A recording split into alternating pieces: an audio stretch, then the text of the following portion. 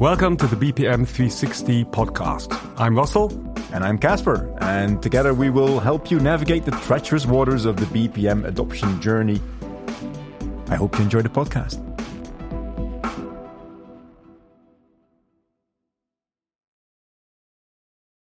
Ladies and gentlemen, welcome to a new episode of the BPM 360 podcast. My name is Casper, your host, and I'm, as always, joined by my dear friend and co-host, Russell. Russell, where does this podcast find you today? It finds me back home in Hattingen. That's very Germany, nice. Yeah, autumn weather outside, beautiful. I'm not going to start taking up the topic about the moles because while I was on holiday, they went completely havoc. Let's move on. I'm going to whack-a-mole. There we are. I'm going to procrastinate that topic till spring. Okay, it's more the time to be inside and get some quality side. Quality time. Yeah, absolutely. I mean, I'm trying to get my garden into winter shape, which is fine. But I got two very, very positive things we need to celebrate, Russell. Cool. We are recording, as we speak, episode number 50. Wow. Big 50. Yeah. Would you have expected that when we started to get the 50 episodes? No. And you always think about, is the topic exhaustive? Isn't it exhausted at a certain time? Are there always new things popping up? And what I'm really astonished about is, first of all, how great and, well, let's say to a certain extent, easy it has been to really take up this, let's say, covering every angle topic and getting interview partners in from which I just would never have dreamt of, just from, let's say, the status, but also from the topics and how we always like to being able to reconnect down to our, let's say, passion and our core topic, but how expansive and how insightful it has been on this journey. And then, the numbers trickle up. Also, of course, humble towards our big role models. What's your baseline with 100 episode? But still, that's. I mean, if we keep it up, then we're not going to overtake them unless JM and Roland. If they would stop, then we would eventually do that. But But I agree with what you're saying. Yeah. But I'm really looking forward to continue this discussion with the community on our topics, and I think it's I don't see an end to it. Let's say it like that. Very, very good. And by the way, what I also should mention, and we're a bit more humble about that one, but we did pass our 5,000 mark on the downloads. So yes. I'm very happy to see that there's a lot of appetite out there for the podcast, even though we are one of the, I would say, 3 BPM related podcasts. I'll come back to that in a second, by the way, because there is a 4th one popping up very soon. Okay. But I'll explain that towards the end. I'll keep that as a bit of a teaser. You know, when I tell you, you will know, but we'll dive into that later on. There's one specific topic because we just keep cranking out content. So let's do that. So Russell, what I would like to talk to you about today is what we see happening in the market a little bit. So let's take a 30,000-foot view on the process market, process intelligence, process mining, process automation, orchestration, management, you name it. And what struck me most was, of course, lately we've seen the acquisition of Apromore by ServiceNow. And then, if I'm not mistaken, you also mentioned the fact that ServiceNow, maybe already 2 years ago, actually acquired a task mining company as well. And then I wonder, and I would love to pick your brain on that, ServiceNow is, I would not call it an ERP, but it tends to have those tendencies a little bit because you can do a lot of different things on that platform. Why would they be interested in adding, vertically integrating task mining and process mining? Well, I mean, task mining, you could maybe looking back at the ServiceNow and then thinking about the origins of the typical, let's say, tasks and services and workflows that were automated. you would think that, task mining makes sense if you want to add on a certain functionality or capability in the tool to actually also monitor all the activities that you're orchestrating through ServiceNow. So there, I think it's interesting to say, okay, so is ServiceNow, and I think that has happened after they, got their new CEO in, who was very bold in his vision on moving forward on the market and bringing this like ERP statements and mission onto the table. That said, so ServiceNow understands itself more than just a dedicated task management system, and it's thinking more end to end, thinking more process. And here, I think then the idea, and that's where, from my understanding, the process management only really gets interesting if you have a high diversity of different process instances and variants across, let's say, a complex organization. That's when the real power of process mining goes beyond what a classical task miner would do, and where you need to analyze and dig into more of the variants. With a simple workflow, my humble opinion is, okay, you have a classical sequence of tasks that are executed. In processes end to end, things get messy. They get more complex. Sure. And so definitely I think it fits very well to the ambitions of ServiceNow to become a real business platform. And here, trying to also establish itself as a platform company-wide. Now, when I say company-wide, if you look at it from I think also with Atlassian and Jira, there were typical IT frameworks that were implemented in the context of the IT, and then they expanded their use cases. And there was a certain border where you said, okay, now a dedicated application like SAP or Oracle came into the room and would displace us. And would set a border for ServiceNow and Jira to expand their platform within the companies. The ambitions of ServiceNow are very certainly to cross that border. So they want to go into domains like purchasing and maybe logistics. And here, I think in the context of that's why I think it's logical that they also think about the process mining as a capability and a tool that you would need to be able to orchestrate, monitor, and optimize more complex processes. But so, I mean, I get that.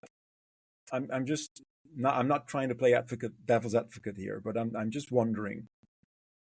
A tool like ServiceNow, a tool like Jira, a tool like SAP, they're very good in orchestrating those workflows that they have in scope, right? So SAP is, of course, we all know as an ERP system. Oracle, same thing. ServiceNow, I think more from the task management and service management perspective originally. Well, I mean, and I can understand the need to be able to, let's say, discover what people are doing on their platform, hence task mining, hence process mining. I totally get that. But I've never really seen these platforms going outside of the scope of processes that they actually cover in their own process, in their own platform. So I think you see that with SAP as well. So they are very good. Their entire best practice framework only contains those things that they actually can do in the SAP system and nothing else, which I think is just a missed opportunity. But SAP has over the years always been very strategic in thinking about what other areas do we need to cover. So if you had you had a classical financial controlling stack, and then you think, oh, but we need planning, and then so over strategic acquiring companies and integrating them, they have over the years gone into S&OP and planning. Then many years ago, also all the APO. So they have always looked at from an operative enterprise perspective, what processes and areas do we need to expand into, and also from an ERP perspective, gone from a classical SDMM FICO into very much more complex realms with, say, success factors for HR, something for the sales portal. Right. What I think is different now is that SAP is now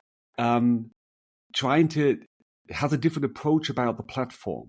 So I think with the Clean Core and Cloud HANA approach, they are now saying, okay, we're going to stay in our core with a very highly standardized offering cloud, yeah. Mm-hmm. And over the BTP platform, we are creating space for a much more complex orchestration of applications. And I'm not talking about process orchestration in the sense that we think about the orchestration, but more at least that there is becoming like the platform that they try to then keep others out. Yeah, is based on then it's based on more an architectural concept that allows other applications, as long as they comply with the SAP environment, like the App Store and iPhone, that they can plug themselves in there, and hence they are not saying we define what the application is that you need, but they're creating the space, like the platform, for other applications to grow here. That is a different. So what is ServiceNow's answer to that? On the what is their strategy? Because getting the process mining tool is not going to help them overcome this border. No, I agree. But and that's where the competition is. The point that I'm trying to get to is that, looking from the perspective of ServiceNow, it makes sense.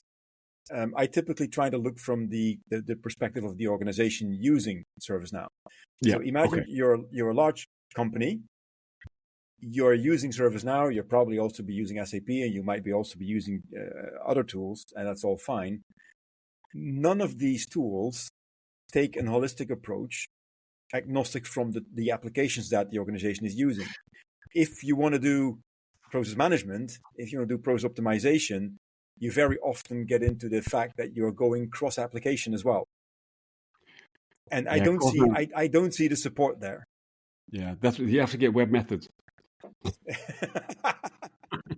Well, but the point being is that back in the good old days, when and I'm going to say this with all the love in my heart, but when Software AG still was a great company, they had the orchestration, they had the agnostic enterprise architecture, they had the agnostic process management. Right now, I think. No, seriously speaking, I mean, we can always. I mean, you're going to get a shitstorm for that. As properly, of course. I'll take it on. No. I think people will agree more than they disagree on that topic. And even then, I think the strategy they had, that they said, and we have to support companies in a hybrid environment with really looking at, say, the application like setup companies have now with on-site and cloud, and that before they become cloud only, big enterprises, there's another couple of decades before that will really happen. And they were with their kind of like the complete stack that they had did cover all these aspects on orchestrating not just the applications and the data, but also the processes in this context.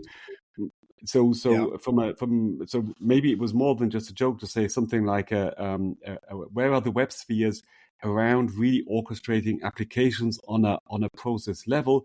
And you will always have politically and economically, of course, a challenge that you say, like Camunda, like on a smaller scale, having to say yet another layer to orchestrate across these. Now you can, and so here maybe there are some rising stars on the market that will go in exactly that space. Yeah. And here I think the SAP approach is we create the technical platform for the applications on it. It's an IT application like platform that they are creating. I can't really even speak for ServiceNow on what level they are actually. Their philosophy is on how they want to provide a holistic platform. But I think if there is an orchestration layer on top, it cannot compete on, or it should not try to compete on the technological application platform level. Yeah, exactly. More on, as we said, on a real, and that's where I think web methods had a bit of an issue. It was too data related. It started evolving in direction of the process related let's say, level, but its origins was still EDIs big time, like data. Data mapping and pushing Wi-Fi. Yeah. So it didn't have really that. It didn't come from the process perspective. So maybe you have a orchestration layer in mind that would fill that space. And I'll say this in of course, no pun intended, but maybe a pun is intended. In a very intelligent way and in a smart way of actually dealing with this orchestration, and maybe there on this layer, that's where the process mining would make more sense than in each of the applications. And it comes down to the same point that I say about AI capabilities. Every application, no matter where, is building its own AI assistant. Which makes no sense. Well, maybe in a it makes local sense. It makes a local sense, but we're thinking global and standardizing and stuff like that. So where the real intelligence is around the orchestration. And I had a mega discussion yesterday, also not by chance, but by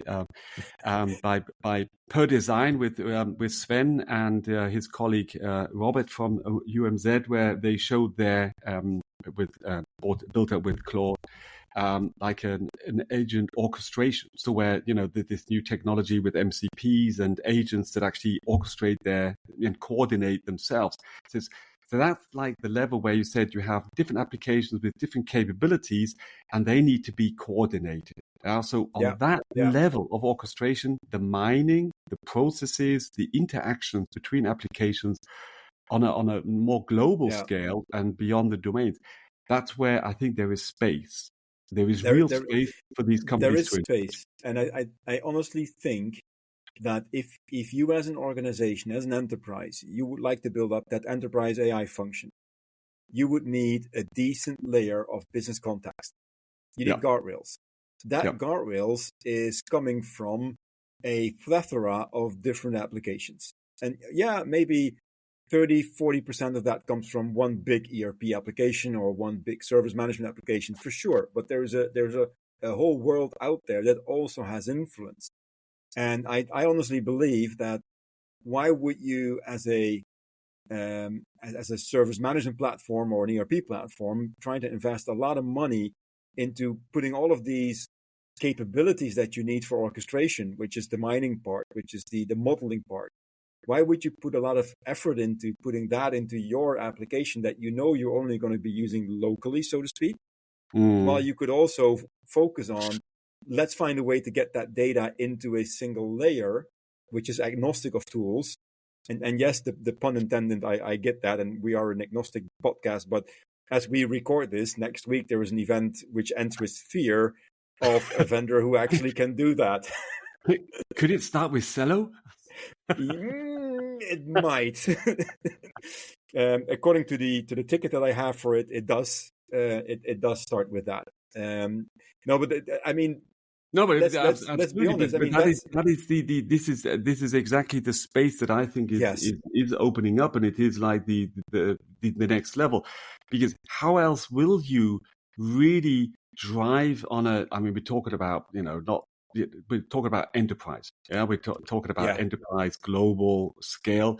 How else in this and in this complex world are you going to be able to drive and harvest the potentials on a global scale if you do not actually combine the governance, you said, the guardrails, but also the intelligence around and the business context in a layer that actually is, as I said, agnostic to the actual operating systems and applications beneath that. Yeah. So that's something looking at. So coming back to the original question. So I think, I don't know, maybe, first of all, I think we need to dig a bit into what is the ServiceNow strategy on this. So the process mining will just be maybe they just say, SAP's got something like that. Me too. Let's buy something and have it it was an occasion. I went shopping. I saw this, and said, promotion. That looks nice. That would suit me. Maybe I'll wear it sometime. And they take it. maybe there's a big strategy behind it. And it would be interesting to see how they differ and how they want to expand their platform, because economically that's their intention. Somehow they want to gain more market shares in the market they are already in and performing well. But who can help us answer these questions? Yes. Oh, why don't we think about the analysts, Russell? That's a good point. So I know one. This is what they do. I know one, and I think you know one as well. So let's reach out to them, but let's do an open shout out. Think about Gartner, think about Forrester. I think there's the Everest group as well that are typically the most renowned ones when it comes to process management related topics, mining, intelligence. I think the hype cycle from Gartner was just released not too long ago on mining, or where mining actually was on twice, once with OCPM, once with the regular case-centric. So I think it would be awesome to have people like Bernard Schaffrink or Mark Keremans on the show. So should this come to you, and we will reach out to you as well, by the way, but should this come to you, this podcast, Google us. And if you feel like it, we'll have a very pleasant conversation. We emphasize fun here. It's not a third degree cross-examination. We'll just like to have a conversation, right, Russell, on Absolutely. Where is this going? I mean, analysts are normally the ones that grill us, aren't they? Yeah, that's true. Well, that's true. We can do something back for the community then. But that's absolutely wonderful. Now, that's a good thing. So we'll shout out to that. One little thing, Russell, two little things before we wrap up. Yeah, but I thought of one more actually, and the first one. So I had the pleasure and opportunity to have a lovely dinner and a talk with 2/3 of the Prozessphilosophen. I saw Daniel and Matusz. Yeah, that was really pleasant. And then this morning I was actually listening to their podcast, the 79th episode, and they are talking about the community, and they are talking about setting up a more, let's say, formal organization that I think they called it the BPM Alliance, or Business Process Management Alliance, where people come together in trying to build out the community around this topic.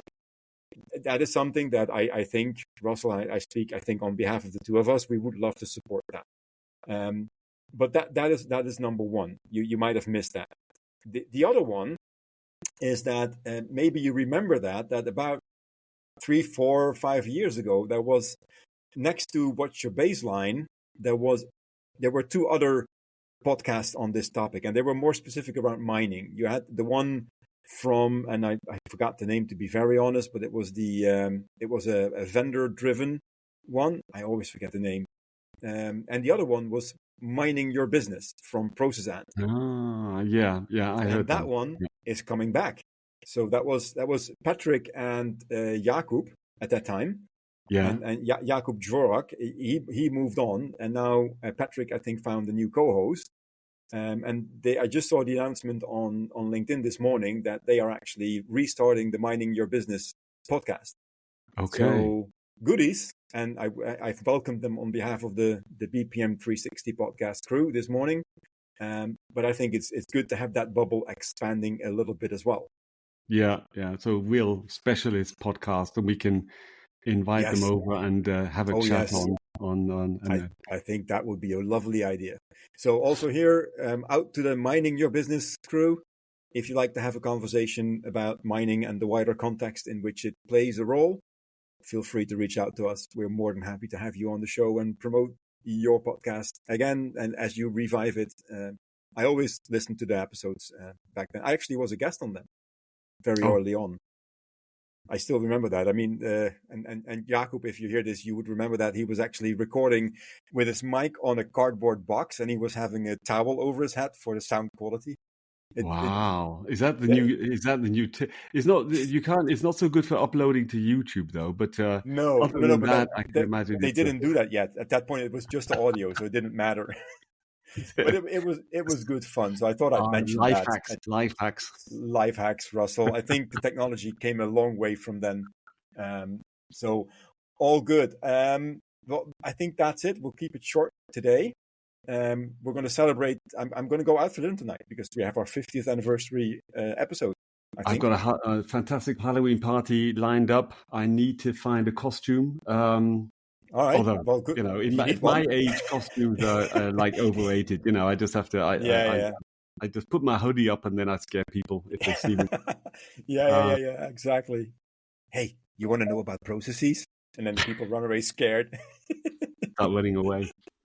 All right, good. Well then, Russell, enjoy that. Will do. We'll talk to each other next week, and everybody on the podcast. Thank you very much for listening, and stay tuned. Cheers. Bye-bye. Bye-bye.